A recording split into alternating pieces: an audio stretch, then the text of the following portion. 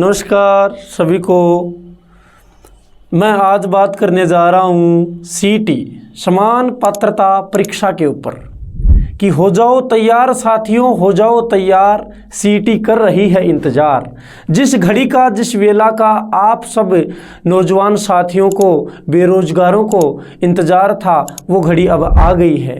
तो देखिए सीटी है एक समान पात्रता परीक्षा, यानी कि ये सभी के लिए है, सभी के लिए एक कॉमन टेस्ट ये जो लगेगा, सरकार अभी लेकर के आई है। और राजस्थान के अंदर दूसरी बार ये सीटी का आयोजन है वो किया जा रहा है। सितंबर और अक्टूबर के अंदर इसकी एग्ज़ाम डेट हैं। लेकिन देखिए विद्यार्थियों, सबसे मेन बात यह है कि सीटी राजस्थान के अंदर क्यों करवाई जा रही है, सीटी करवाने के पीछे कारण क्या है। तो सबसे बड़ा समस्या जो सरकार के सामने और बेरोजगारों के सामने है वो सीटी के अंदर जो समस्या है वो ये है कि पेपर आउट होना, कि पेपर आउट को कैसे रोकें, पेपर लीक हो रहे हैं इनको कैसे रोका जाए।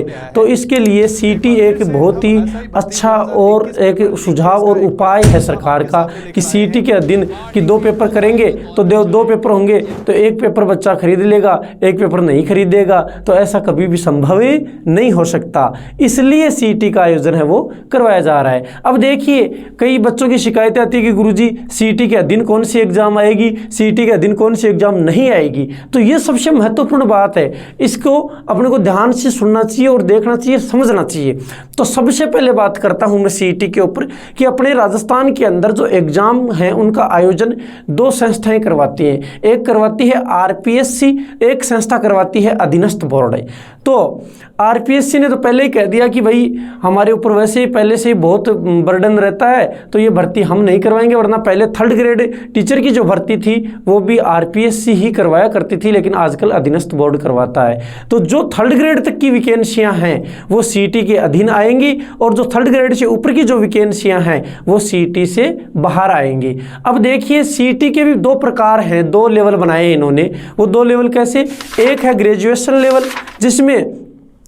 जिसके अंदर पटवार है आपका, ये आ गया, आपके ग्राम सेवक हैं वो आ गए, यानी कि ग्रेजुएशन लेवल वाले हैं वो ग्रेजुएशन के अंदर, जिन भर्तियों की योग्यता ग्रेजुएशन होगी वो ग्रेजुएशन सीटी के अंतर्गत आएंगे। और जिन भर्तियों में 12वीं पास का आवेदन करवाया जाता है वो हैं 10+2, यानी कि 12वीं के बाद जो सीटी होगी उसके अधीन आएगी। अब इनके अंदर सिलेबस, बोले गुरुजी सिलेबस क्या होगा।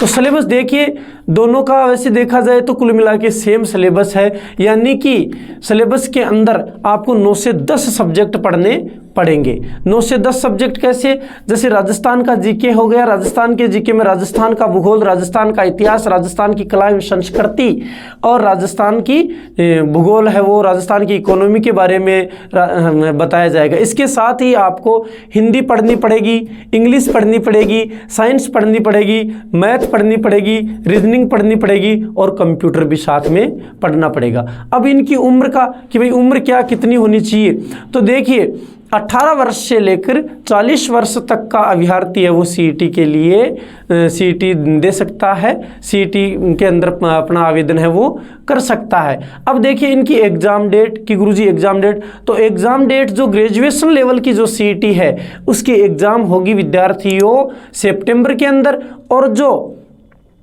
10+2 लेवल की जो सीटी है, जो समान पात्रता परीक्षा है, उसकी एग्जाम होगी अक्टूबर के अंदर। तो अभी से तैयार हो जाएं और अभी से लग जाएं, और हमारी इसी प्रकार की और सूचनाएं जानकारियां लेने के लिए हमारी यूथ फाउंडेशन कोचिंग क्लासेज के चैनल को आप सब्सक्राइब करें और बेल आइकन दबाना ना भूलें, और आगे भी इसको शेयर करें। धन्यवाद।